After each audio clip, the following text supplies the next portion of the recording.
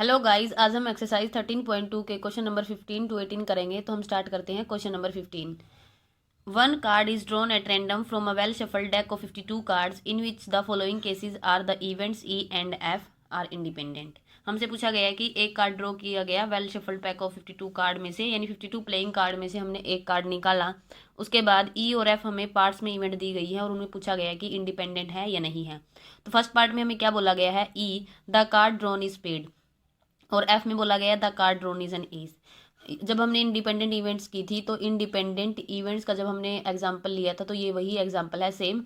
तो अब दोबारा हम फिर कर लेते हैं इसको। P of E the card drawn is spade, spade क्या था, स्पेड हमारे पास कितने होते हैं कार्ड्स में 13, तो 13/52 यानी 1/4। उसके बाद P of F the card drawn is an S, S हमारे पास कितने होते हैं, टोटल एस कितने होते हैं 4, तो 4/52 यानी 1/13। दोनों का इंटरसेक्शन, क्योंकि हमें इंडिपेंडेंट इवेंट चेक करनी है तो इंटरसेक्शन की प्रोबेबिलिटी अगर P of E into P of F के बराबर आई तो इवेंट क्या हो जाएंगी, इंडिपेंडेंट। तो इसलिए हमने इंटरसेक्शन लिया। इंटरसेक्शन क्या होगा, एन एस ऑफ स्पेड, यानी ई में हमारे पास स्पेड था, एफ में हमारे पास क्या एस, तो दोनों में कॉमन पोर्शन क्या होगा, यानी स्पेड का एस। तो स्पेड का एस हमारे पास एक होता है, तो इसलिए हमने लिखा इसकी प्रोबेबिलिटी 1/52। उसके बाद हम चेक करेंगे इंडिपेंडेंट है या नहीं। तो इंटरसेक्शन की वैल्यू इंटू इन दोनों की प्रोबेबिलिटी की वैल्यू हमारे पास कितनी आई, 1/4 इंटू 1/13। सोल्व किया 1/52 यानी yes these events are independent. उसके बाद इसी का सेकेंड पार्ट है। इसी का सेकंड पार्ट में हमें क्या बोला गया है, ई हमें बोली गई है the card drawn is black, और एफ हमें बोला गया है द कार्ड इज किंग। तो प्रोबेबिलिटी ऑफ ई की प्रोबेबिलिटी हमारे पास क्या हो जाएगी, ब्लैक। टोटल 52 में से हमारे पास दो ही कैटेगरी के कलर होते हैं, यानी रेड और ब्लैक। तो 26 और 26 हमारे पास रेड होते हैं, 26 हमारे पास ब्लैक होते हैं, जो कि हमने बेसिक वीडियो में ब्लैक कोइन का, कार्ड का और डाई का केस हमने इसके सैम्पल स्पेस क्या क्या क्या रहेंगे सब कुछ डिस्कस किया हुआ है। तो क्या लिखा हमने, the card drawn is black, तो ब्लैक हमारे पास कितने होते हैं 26, और 26 इसकी प्रोबेबिलिटी क्या हो जाएगी, इसके आने की, मतलब कोई भी ब्लैक कार्ड आने की प्रोबेबिलिटी क्या हो जाएगी 26/52 यानी 1/2।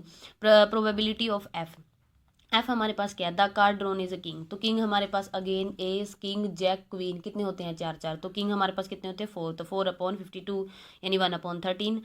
इंटरसेक्शन की वैल्यू क्या होगी, किंग ऑफ ब्लैक, यानी ब्लैक कलर के किंग कितने होते हैं, तो ब्लैक में हमारे पास कौन कौन होता है, डायमंड और क्लब हमारे पास ब्लैक में होते हैं। मतलब ब्लैक की भी आगे दो कैटेगरी और रेड की भी दो कैटेगरी, तो ब्लैक में हमारे पास डायमंड और क्लब होते हैं। तो एक डायमंड का एक क्लब का दो किंग हो गए, यानी इंटरसेक्शन की वैल्यू क्या आ जाएगी, फिर इंटरसेक्शन की वैल्यू 2 हो जाएगी, और इसकी प्रोबेबिलिटी क्या हो जाएगी 2/52 यानी 1/26। उसके बाद हमें क्या चेक करना है इस क्वेश्चन में, इंडिपेंडेंट है या नहीं। तो दोनों का इंटरसेक्शन इनकी अलग अलग प्रोबेबिलिटी के इक्वल हम देख लेते हैं या नहीं। तो इंटरसेक्शन की वैल्यू हमारे पास 1/26 थी, और पी ऑफ ई की वैल्यू हमारे पास आई थी 1/2 ऊपर से, और पी ऑफ एफ की हमारे पास 1/13। चेक किया तो 1/26 आ रहा है, यानी yes these events are also independent. उसके बाद इसी का थर्ड पार्ट है। इसी क्वेश्चन का थर्ड पार्ट हमें क्या बोल रहा है, ई में हमें इवेंट दी गई है the card drawn is a king और क्वीन, और एफ में बोला गया है the card drawn is a queen और जैक।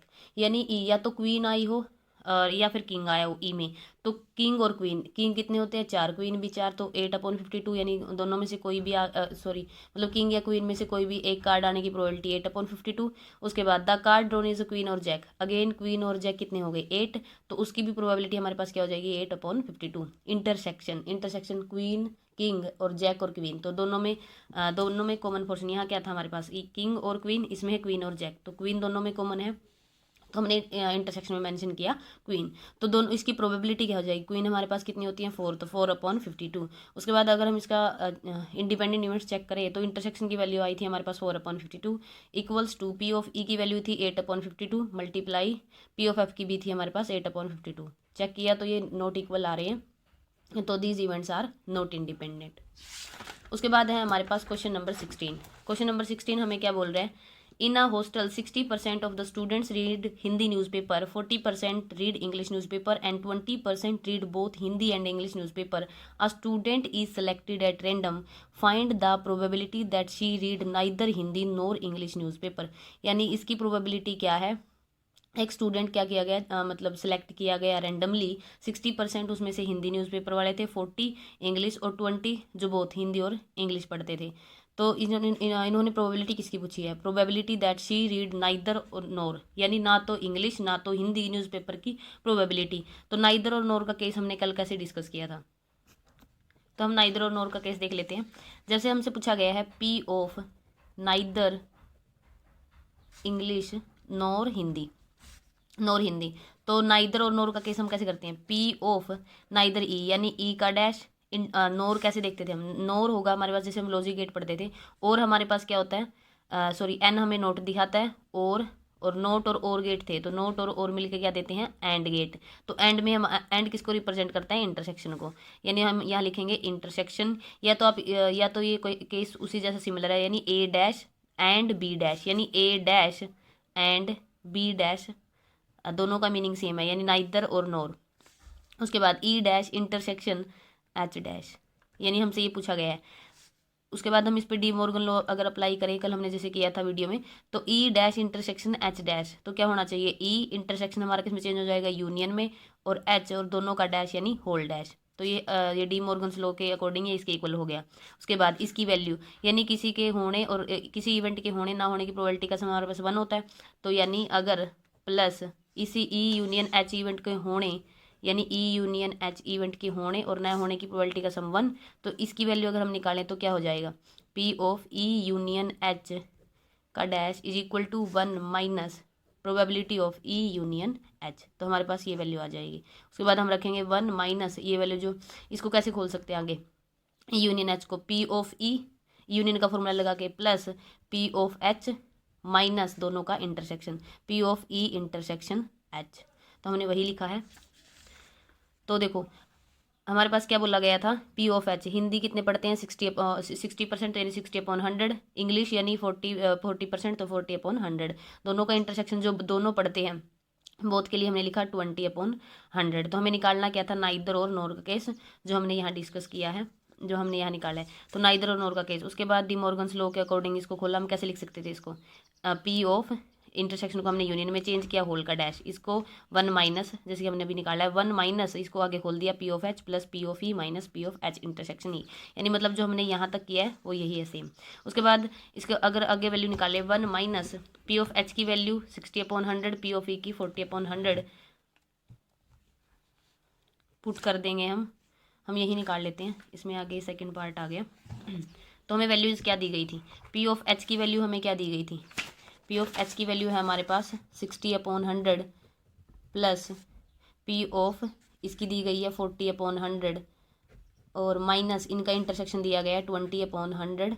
ये तो हमारे पास किसका फॉर्मूला खुला है, यानी ये तो हमने यही वैल्यू पुट की है, P of H plus P of E minus P of H intersection E की वैल्यू। उसके बाद 1 माइनस चल रहा है ना आगे, तो ये 1 माइनस, और हम निकाल क्या रहे हैं, P of H dash intersection E dash, neither Hindi nor English, ये हमने सोल्व करके इतना हमारे पास पहुंच गया।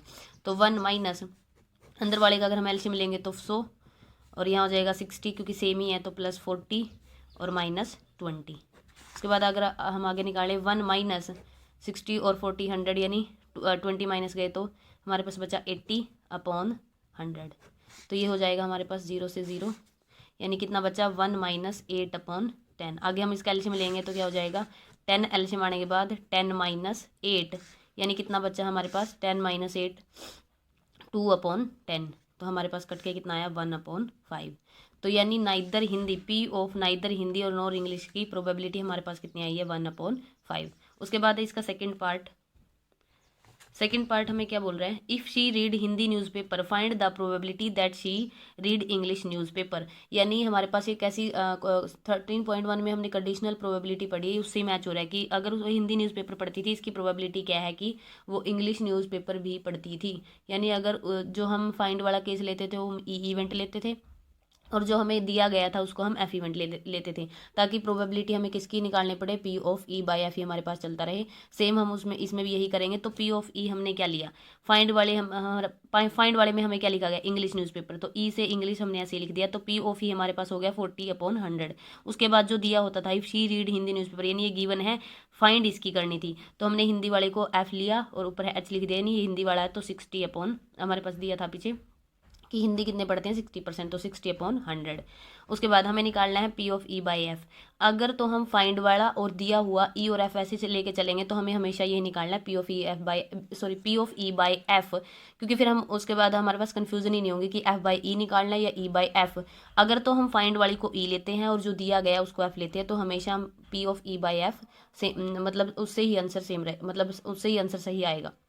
तो P of E by F, तो P of F by E की झंझट ही नहीं आएगी। तो P of E by F हमने लिखा P of E intersection F upon P of F, जैसे हमने 13.1 में किया है कंडीशनल प्रोबेबिलिटी। इंटरसेक्शन की वैल्यू हमें 20/100 दी गई थी जो बहुत पढ़ते हैं, और पी ऑफ एफ की ऊपर से लिखी 60/100, तो यानी 0 से 100 से 100, 0 से 0 2/6 यानी 1/3।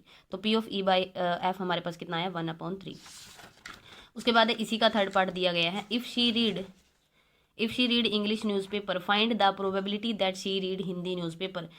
उल्टा हो गया इसका, मतलब इफ़ शी रीड, अब की बार गिवन में हमें क्या इंग्लिश न्यूज़पेपर और निकालनी किसकी है प्रोबेबिलिटी हिंदी न्यूज़पेपर की। तो हमने क्या किया, पी ऑफ ई हम क्या लेते थे, पी ऑफ ई यानी जो हमें क्या फाइंड वाली लेते थे, तो फाइंड हमने क्या लिखा फाइंड द वल्टी हिंदी न्यूज़पेपर। तो पी ऑफ ई लिखा, ई से इंग्लिश मैच ना हो इसलिए हमने मेंशन कर दिया कि हिंदी वाली प्रोबेबिलिटी लिख रहे हैं हम ये। तो पी ऑफ ई, क्योंकि हमने ये वाली इवेंट अब की बार क्या लिया ई, तो 60/100। उसके बाद इंग्लिश न्यूज़पेपर जो दिया रहता है हम उसको एफ लेते हैं, तो पी ऑफ एफ ये दिया हुआ है अब की बार, फाइंड वाले में हमने ई लिया है तो ये बच गया हमारे पास 40/100। उसके बाद सेम अगर ई और एफ जैसे हमने लिया है, यानी फाइंड वाली प्रोबेबिलिटी अगर हमने ई ली है, उसके बाद जो दिया है उससे जो भी मतलब अलग है वो अगर एफ ली है, तो हमेशा हमें क्या निकालना है P of E by F. तो P of E by F confusion ही नहीं रहेगी, तो P of E by F क्या हो जाएगा P of E intersection F upon P of F. तो P of E intersection F की प्रोबेबिलिटी हमारे पास यानी बोथ वाली कितनी थी 20/100, पी ऑफ एफ की हमारे पास कितनी आई है 40/100, तो 100 से 100 20/40 यानी 1/2। उसके बाद इस एक्सरसाइज में 2 ऑप्शन टाइप क्वेश्चन भी दिए गए हैं एमसीक्यूज, तो हम उनको भी देख लेते हैं। तो क्वेश्चन नंबर 17 क्या है, the probability of obtaining an even prime number on each die when a pair of die is rolls, यानी अगर हमने a pair of die roll की तो उसमें इवन प्राइम नंबर की प्रोबेबिलिटी हमें बतानी है। तो इवन प्राइम नंबर हमारे पास कौन होता है, सिर्फ 2 है। 2 क्या है, जो कि क्या है, एक इवन भी है और एक प्राइम नंबर भी है। तो इवन और प्राइम नंबर हमारे पास सिर्फ क्या है, पूरे 36 केस में से एक इवन और प्राइम यही केस आएगा 2 और 2। इन्होंने इसी की पूछी गई है कि इवन प्राइम नंबर की ईच डाई पे, तो दोनों डाई पे अगर ये ईच डाई ना लिखते, मतलब किसी एक डाई पे लिखते, तो हम बहुत सारे केस ले सकते थे, जैसे 2 1 2 2 2 3, यानी 2 वाली लाइन सारी हमारे पास क्या आ जाती सैम्पल उसमें, सॉरी फेवरेबल केस में आ जाती। अब इन्होंने ईच डाई लिखा है यानी दोनों पे, तो दोनों पे 2 और 2, ये एक ही केस होगा पूरे 36 में से। इवन भी होना चाहिए और प्राइम भी, तो इवन और प्राइम हमारे पास क्या होता है 2, और ईच डाई पे चाहिए यानी 2 और 2, तो ये हमारे टोटल सैंपल स्पेस में से हमारे पास 36 में से एक ही केस होता है, तो हमने वही लिखा। और इसकी प्रोबेबिलिटी क्या हो जाएगी, पूरे सैंपल स्पेस में से इसकी प्रोबेबिलिटी 1/36, तो ऑप्शन नंबर डी हमारा ठीक हो जाएगा। उसके बाद है question number 18, 2 events A and B will be independent if A and B are mutually exclusive, P of A dash B dash 1 minus P of A 1 minus P of B के equal है, P of A is equal to P of B और P of A plus P of B is equal to 1। ये थोड़ा अटपटा question दिया गया है। A option में हमारे पास ए एंड बी क्या दिए, म्यूचुअली एक्सक्लूसिव। अगर ये म्यूचुअली एक्सक्लूसिव है तो इनका इंटरसेक्शन 5 हो जाएगा, तो इंडिपेंडेंट का तो कुछ रोल ही नहीं रहा, तो ये तो कट गया। P of A P of B की प्रोबेबिलिटी के इक्वल नहीं होता इंडिपेंडेंट में, और P of A plus P of B का सम इक्वल भी नहीं होता, तो ऑप्शन बचा हमारे पास बी। अब यही क्यों आया है इसको भी हम देख लेते हैं। ये इंडिपेंडेंट की जो इवेंट है उसको, मतलब उसकी कंडीशन को पूरा कर रहा है या नहीं कर रहा है। इंडिपेंडेंट में हमें क्या चाहिए होता है, पी ऑफ ए लिया हुआ इन्होंने, ए एंड बी दिया हुआ है, तो P of A into P of B is equal to P of A intersection B के इक्वल होना चाहिए। तो अगर ये ऑप्शन बचा तो हम इसको देख लेते हैं ये आ रहा है कि नहीं है, मतलब इसकी कंडीशन को पूरा कर रहा है या नहीं कर रहा है। तो हमने क्या लिखा, P of A dash B dash is equal to 1 minus P of A 1 minus P of B, जैसे कि मतलब हमें मतलब ऑप्शन टाइप में ये दिया हुआ है, ये गिवन चीज़ थी, हम देख रहे हैं कि ये मतलब इंडिपेंडेंट हो रहा है या नहीं हो रहा है। तो उसके बाद हमने क्या लिखा, ए डैश बी डैश को P of A dash intersection B dash 1 minus P of A 1 minus P of B, इसको कैसे लिखा 1 से 1 और 1 की माइनस पी ऑफ बी के साथ minus P of B, minus P of A की 1 के साथ minus P of A minus P of A और minus P of B plus P of A into P of B. उसके बाद हमने D Morgan's law लगाया, अब जैसे ये क्या था, ए डैश बी डैश, कोई नहीं था, मतलब इसके भी ए डैश बी डैश नाइदर और नोर के केस में हमारे पास क्या आता है, इंटरसेक्शन। यानी अगर इसको भी हम क्या पढ़ेंगे, P of A dash B dash, यानी नाइदर ए नोर बी, और नोर नाइदर और नोर के केस में हमारे पास क्या आता है, इंटरसेक्शन। अगर इनके बीच में इंटरसेक्शन है तो डी मॉर्गन लॉ लगाएंगे तो हमारे पास क्या हो जाएगा, यूनियन, और दोनों का डैश होल डैश। तो पी ऑफ ए यूनियन, इस चीज़ को हमने ऐसे लिखा, ये एज इट इज चलती रही साइड, सेम लिखा इसको। उसके बाद इसको हम क्या लिख सकते हैं, P of A union B dash को 1 minus P of A union B, और ये एज इट इज़। उसके बाद इसका फॉर्मूला हम खोल सकते हैं, 1 minus P of A union B को लिख सकते हैं माइनस एज इट इज़, अंदर खोलेंगे P of A plus P of B minus P of A intersection B which is equal to this as it is. उसके बाद अगर हम देखें, पी ऑफ ए से पी ऑफ ए जा रहा है क्योंकि ये माइनस सबका साइन चेंज कर देगा, पी ऑफ बी से पी ऑफ बी जा रहा है, ये माइनस वाला P of A intersection B किस में बदल गया, प्लस में P of A intersection B में। और इस साइड हमारे पास क्या था, देखो 1 से 1 गया, इससे ये गया, सिर्फ इस साइड क्या बचा, इंटरसेक्शन वाली बात, और ये कट ही गया, तो हमारे पास सिर्फ ये क्या बचा, P of A into P of B. तो वही तो होता है हमारे पास इंडिपेंडेंट इवेंट में, P of A intersection B is equal to P of A into P of B. यानी ये ऑप्शन नंबर बी हमारे पास क्या है, करेक्ट है इस क्वेश्चन के लिए।